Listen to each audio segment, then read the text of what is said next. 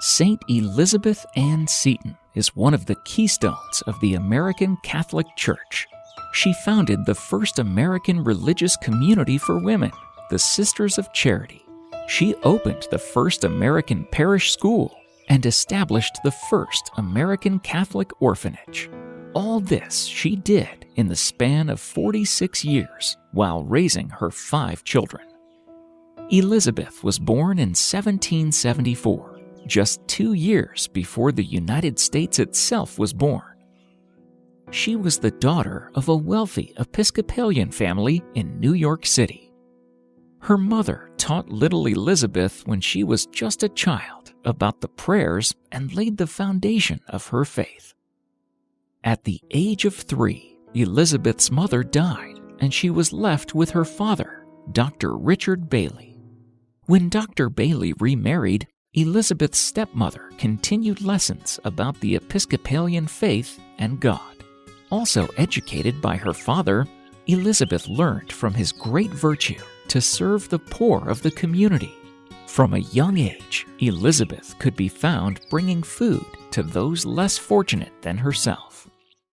Beautiful, vivacious, fluent in French, a fine musician, and an accomplished horsewoman, she grew up and became a popular guest at parties and balls.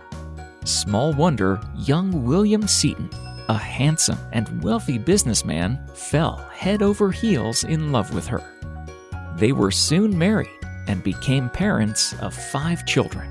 Besides looking after her husband and family, Elizabeth established an organization in New York City called the Widow Society. She and other members daily visited the poor in their homes to nurse and comfort them. Little did Elizabeth know that she would soon become a widow and with her children face sad and difficult times. The Seton family's shipping business went bankrupt when many ships were lost at sea during wars.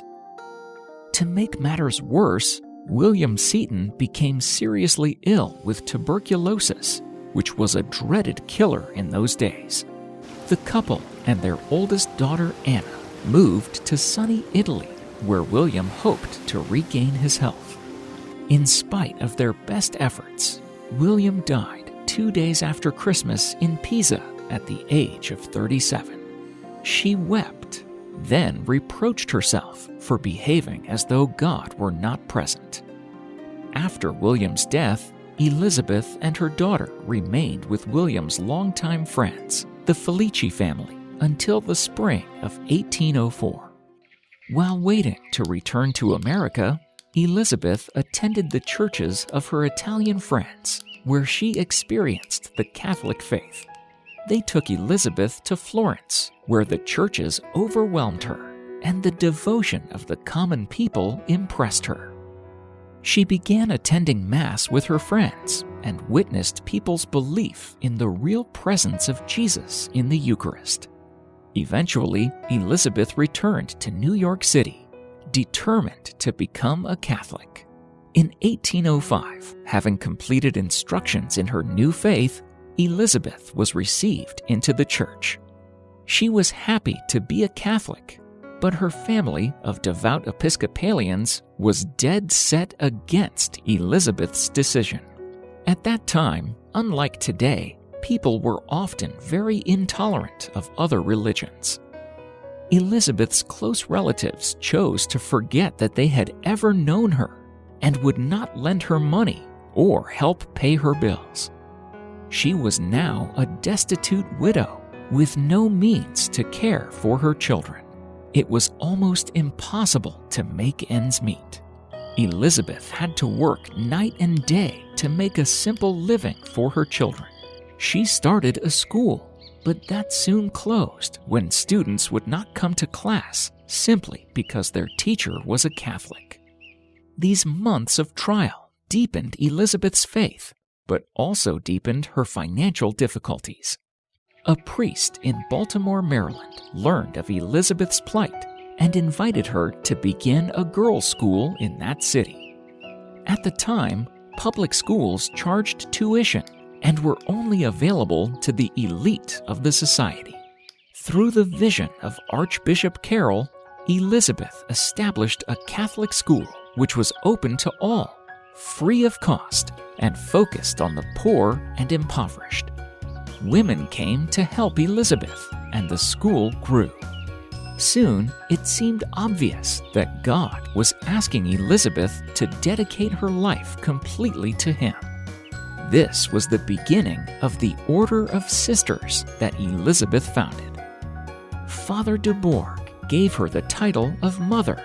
Indeed, the title was especially appropriate for Elizabeth. Some of her own children were still at the stone house with her, and she was now the superior of the women who joined the order. As in earlier years with the Widow Society, Elizabeth continued to visit the sick and the poor of the neighborhood.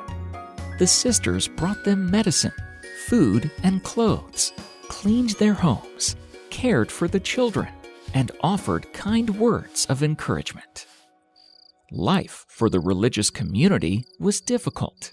The sisters had little income, and their housing was sparse. The cold winters took their toll, but the work prospered with Elizabeth at the helm. By the next year, they were placed in charge of an orphanage in Philadelphia. The Sisters of Charity began establishing orphanages and hospitals across the United States and continued teaching the poor through parochial education. Tuberculosis ravaged the community. Anna, Elizabeth's oldest daughter, contracted the disease and died.